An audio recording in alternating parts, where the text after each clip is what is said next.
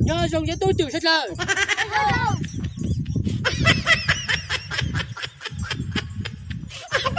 nó bố sư phụ nhớ khai mê chủ kế của tôi tự cởi tao xử lý nữa nhớ khai mê chủ kế của tôi tự xử lý quân game online là do ta đã có pha là do ta quay vai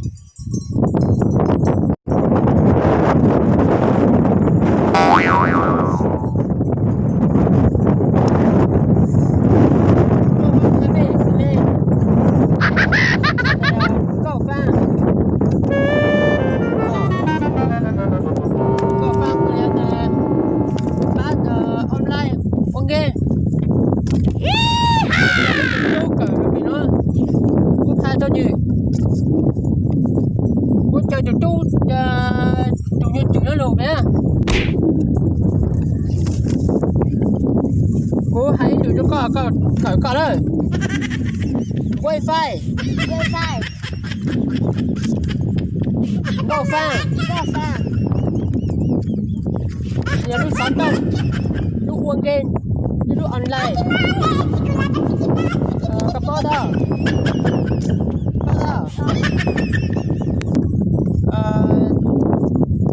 cho có một trí đó chọn có khai cái bên là ý được đang wifi xin nó mong bên chuông wifi là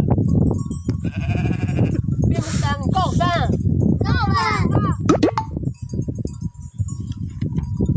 go fan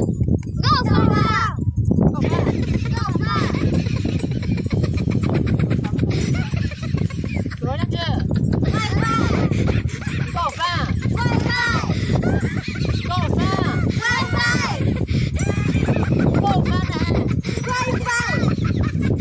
của thao tua chú ơi chú chưa biết chú ơi cậu cho chú tha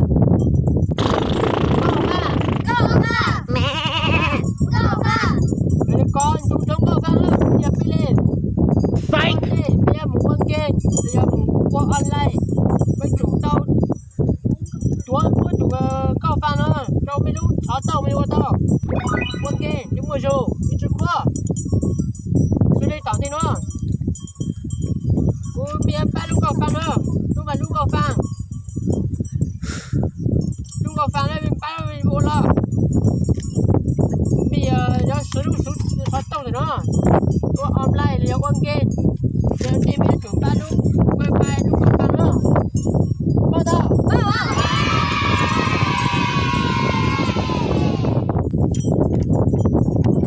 đây tao đó quên trái chú cái đó quên thao online quên kia cho mày tao say tao phủ ơi chờ chú nó cho la nó lù qua game online mới say đó đây là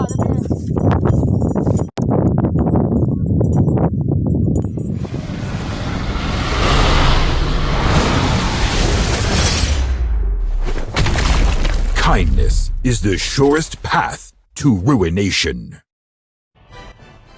Xin chào mọi người, chào mừng các bạn đã quay trở lại với kênh của mình. Trước mắt anh em đó là vị trí tướng mới vừa được cập nhật, vừa được ra mắt ở trong server test nha mọi người. Đó chính là Hắc Long Trong. Đây anh em cùng nhìn lại cái sự xuất hiện của Trong này. Hắc Long rất ngầu nha mọi người. Một con rồng bay từ trên bầu trời xuống, nhìn cực kỳ là chất chơi người dơi luôn, ngầu như quả măng cầu vậy đó.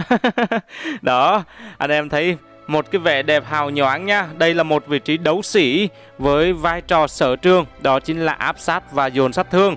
Và con tướng này nó có tới 4 kỹ năng lần nha mọi người. Đó, nội tại và 4 kỹ năng. Và bộ kỹ năng nó cũng được cường hóa lên, nên nó cũng có thể gọi là 4 kỹ năng và 2 trạng thái anh em ạ. Đó, thì hôm nay Khoa sẽ giới thiệu và chia sẻ cho anh em một xíu về bộ kỹ năng của Hắc Long nhá. Và đây chính là Hắc Long Trong ở trong game nha mọi người. Đó, để Khoa bật cái không hồi chiều này, bật level tối đa luôn. Đó, full bộ kỹ năng. rồi Khoa sẽ chia sẻ cho mọi người thấy cái sự ngầu lòi và cái sự bá đạo của nó. Trước hết chắc hóa thành con rồng bay demo phát cho anh em thấy này. Đó, wow, rất đẹp nha mọi người. Đây chính là Hắc Long. Đó, một con rồng đen rất ngầu nha anh em. Và sau khi hóa rồng xong thì chúng ta sẽ ở trạng thái bán rồng, nửa người nửa rồng mọi người ạ. Đó, nhìn cũng rất là ngầu, mập lên, đó, tóc dài ra, có đuôi rồng các thứ các kiểu. Còn đây là ở trạng thái người này mọi người. Đó, trong game nhìn khá là nhỏ, nhưng khi hóa thành rồng xong biến thành người bán rồng, nửa người nửa rồng ấy anh em, thì nó sẽ to hơn xíu. Đây, hóa rồng một lần nữa cho anh em xem nè. Đó, bay vượt mọi địa hình. Đấy, rất ngầu. Wow, quá đẹp đúng không nào mọi người? Ok, đó, anh em nào mà thích những cái con thú chẳng hạn như là rồng, hổ này kia thì chắc chắn Hắc Long sẽ là một trong những con tướng mà ra mắt sẽ được rất là nhiều anh em mến mộ và thích dùng. Một tí tao. Lúc rồi lúc sau trồng, ok. Nhớ khi nó bị tao phủ lên. Đi phủ lên nhà.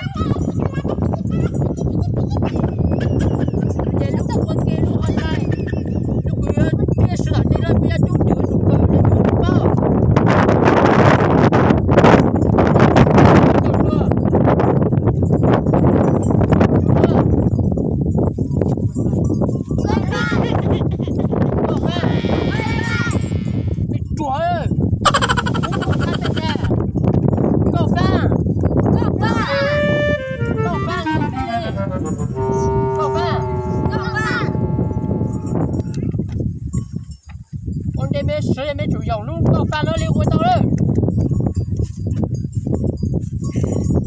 Giờ lên thôi. Cậu ta nó sẽ chờ mình một chết đâu.